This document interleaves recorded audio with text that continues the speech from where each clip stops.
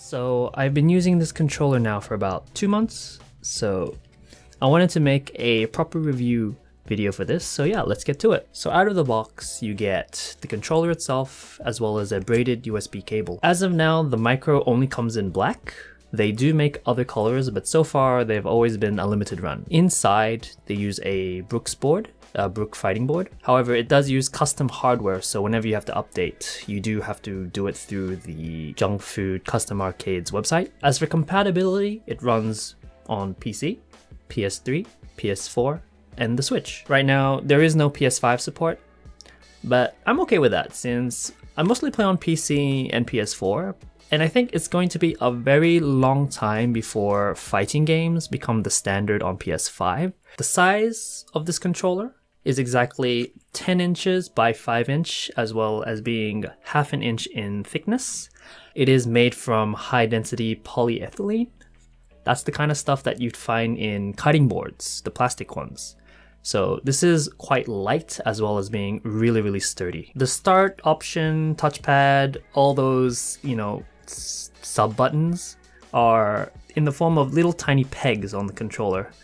And while at first it might be hard to know which is which, they've cleverly designed it in a way where the main buttons that you'll be using are kind of like spaced apart. So for here is the most used button, which is the start button, and the most used over here is the touchpad. So as a fighting game player, the touchpad is usually when you want to reset the training mode, and having it there makes it much more easier to press, in my opinion, especially if you lay your hand out and get, neutral position on the buttons. They're also rounded off, so it's actually not as painful as it looks when you press them. So the actual buttons on the controller are really, really nice. Before, they actually did them by 3D printing, but now they actually got them to be injection molded. It's very, very smooth, and it feels really, really nice. Junk Food are also making convex buttons, so if the concave button isn't for you, you can always change them out. But I kind of like the convex because it does remind me of an actual keyboard, and it still feels good either way. So another big thing about the controller, as you can see, are the LED lights. They are based on 3 things. That is the primary, the secondary, and idle animation. So the primary is when you press the button and it makes a color. The secondary is when it changes colors right after that. And the idle animation is, when you don't press the button for a while, it'll go into like this little animation. Now you can customize the primary, secondary, and idle animation. However, you can't customize the specific color of the animation. You can also set this to be off if you find it too distracting. The controller also comes with a non-slip pad on the back. It feels really nice with the words Micro etched at the back. While it definitely helps when you play on your legs on a table, I actually think it plays a much bigger role when you're holding it in your hands. Essentially, the front side there's no grip at all. So it's very slippery actually. So having it holding it like this back grip part makes it very, very easy to hold. Like, I feel like if this was on both sides, I'd actually probably drop this because of the fact that it's very, very slippery. Yeah, so I'm glad it's here, basically, is what I'm trying to say. As for customization options, you are limited in terms of what you can do with this micro switches and the keycaps. I mean, you are limited to literally the custom keycaps made by the company, unless you can find someone who can actually make their own through injection molding or 3D printing. So yeah, when you think of customization and you compare it to another controller that has regular buttons, they can do Sanwa, Hori, Gamerfinger, or any other type of buttons. Yeah, you're basically sacrificing that level of customization for this form factor. Silencing is also something that you probably need to take in consideration. The only form of silencing is by lubricating the micro switches to reduce friction, as well as adding a foam at the back of the buttons to reduce the impact. You can buy the foam from the website, and it's not that expensive, so I would recommend you buying the foam if you do buy this controller and have them shipped together. And it's pretty hard to get any artwork done on this controller. You can put stickers on, but I think it's not going to stay on because of the way the texture on this plastic on the front is. Through wear, I think it's going to fall off. So what are the things that I like about this controller are, of course, portability. I think that is the main thing I just love about this controller. Like, not having to lug around a big controller is just a godsend. When you go to arcades, they have sticks. So if you're a stick player, it's okay. You don't have to bring anything. Even if you go to locals, most people are using sticks, so they have sticks lying around so you can borrow them. However, as a all-button controller player, this controller is a much more rare, and so you're kind of in charge of your own controller at most of the time.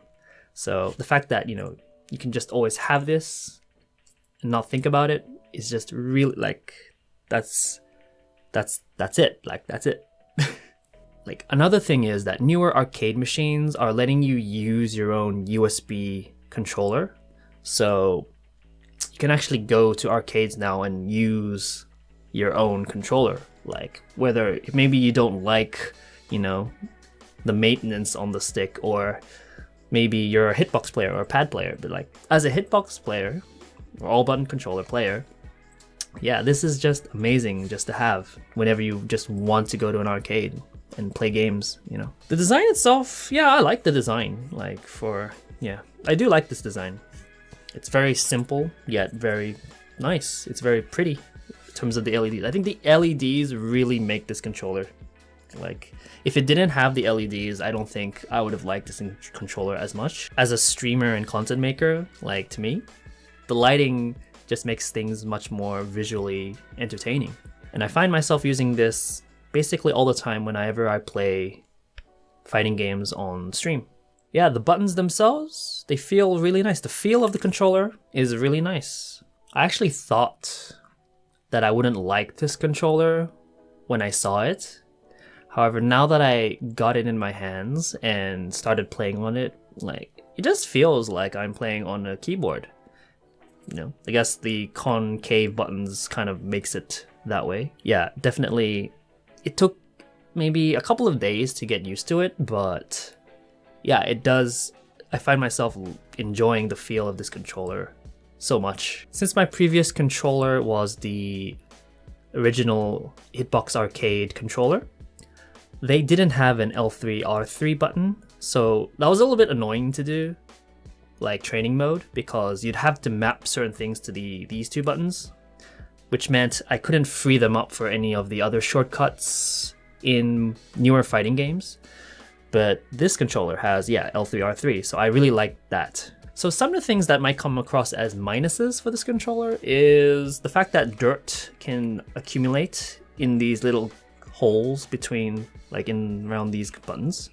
So yeah, if you have, the more you play, the dirt from your fingers kind of like rubs into the holes. So yeah, something to be aware of if you're ever going to show this controller off is you might want to, either brush it off or use some compressed air to blow it out. Another thing is the scratches. Yeah, so from afar, you can't see any scratching, but it does scratch easily. Like, if you shine a light at a specific angle, it does show.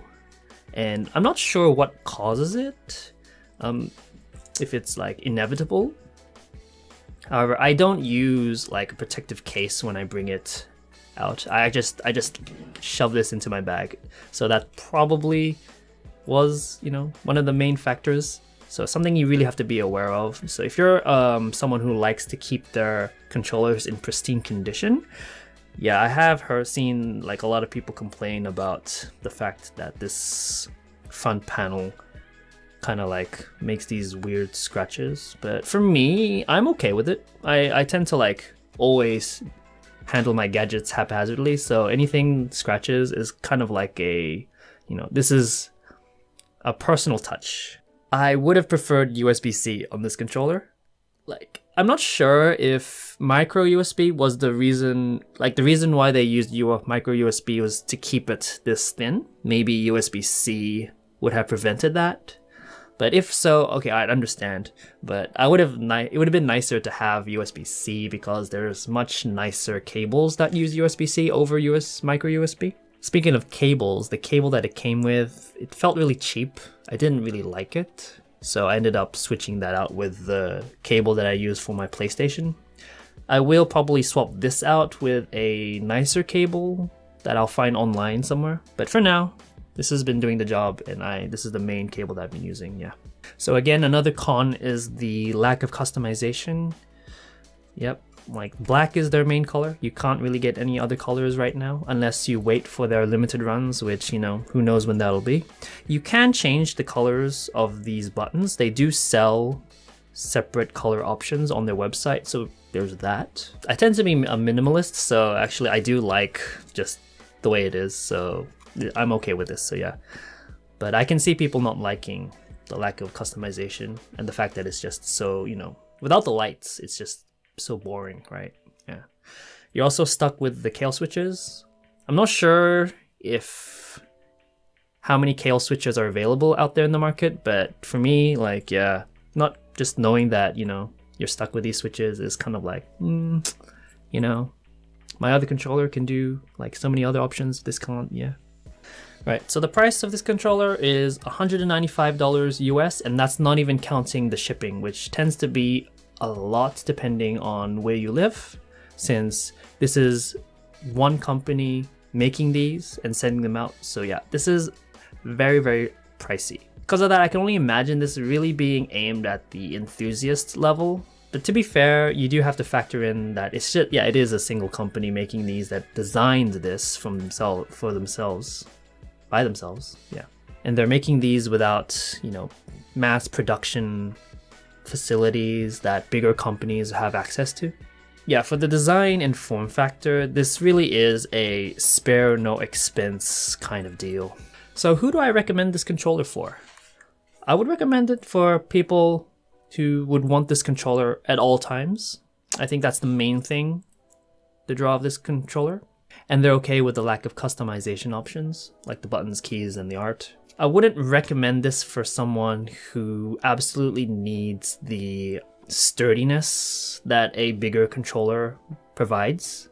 Like, you can get used to this. Like, if you put this on a table, it's gonna be fine. It's 100% fine. If you put it on your legs, it's okay too. However, there is that thing where in the back of your head where it's like, you do notice that it moves if you try to do anything, like, you know, it's always in the back of your head, is something you probably don't want to have when you're in a tournament. So you either have to get really used to this controller, practice it on your legs in a tournament environment, or yeah, you have to probably forego this and go for a more sturdier controller. Also, people who want more personalization, I would probably, you know, steer away from this because, you know, it's very hard to do it. Yeah. So my personal opinion on this controller is, yeah, when I bought it, I totally thought it was worth it. Yeah, I have zero regrets on buying this controller. I currently use this as my primary controller at home or when I go out. Yeah, I find myself using the original Hitbox Arcade controller more when I actually need the cable length. So sometimes I'll be using it from like afar on the opposite side of the room where the TV's on the opposite side. That's the only time I've been like thought I'd need to use the other controller, just because the cable length is very short. But eventually, if I do buy a longer cable, I might be able to just use this primarily forever. I don't go to tournaments, so that's the reason why I've been using this as my primary, but I feel like if I ever do need to go to a tournament, like, yeah, I would probably bring the bigger controller, probably bring both, you know. Comfort itself, yeah, I usually play this on a table. Like, you know, I just move my keyboard away and put this on top where the keyboard is, and, you know, play games like that. I have played it sometimes on my legs just to like practice whenever I have to go out. So where can you buy this controller? Right now you can pre-order this controller on the Junk Food Custom Arcade's website. They do have certain time slots where you can pre-order and they'll ship it out that time. So right now that's the only way you can get these controllers. So anyways, that is the end of the video. If you found this video useful, I would really appreciate a like or a comment, because it feels really good knowing that this video, my opinion, was able to help someone that was kind of like not sure or like wavering on whether to buy something or not. So yeah, if you like this kind of content, I will be making more videos about this controller. I will be making a video on the new buttons that are coming out soon, as well as the silencing and seeing how that works. So if that's something that interests you, yeah, consider subscribing and clicking the bell icon to be informed on when the next video comes out. Anyways, that's all for now. Oh, one more thing. Yeah, if you do want to see me play on this controller live, I do have Twitch, so consider following me there. Yeah. Anyways, that's all for now for reals. Hope to see you guys in the next one. All right, take care. Bye.